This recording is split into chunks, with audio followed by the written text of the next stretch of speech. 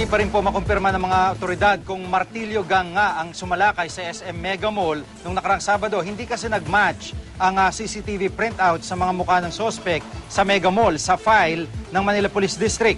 Posibleng ibang grupo na may kaparehong estilo raw ang nasa likod ng krimen, kaya sinisilip na rin nila ang file ng iba pang grupo. Hinihintay din nilang ilabas ng Mega Mall ang raw CCTV footage ang buong insidente.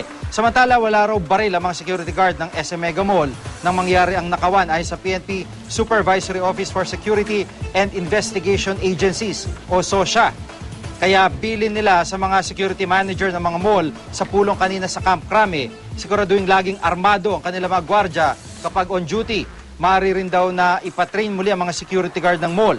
Pagmumultay naman daw ng tig 10,000 pesos ang dalawa sa mga security agency ng SM Mega Mall dahil nabigo sila magbigay ng report sa PNP sa loob ng 24 oras.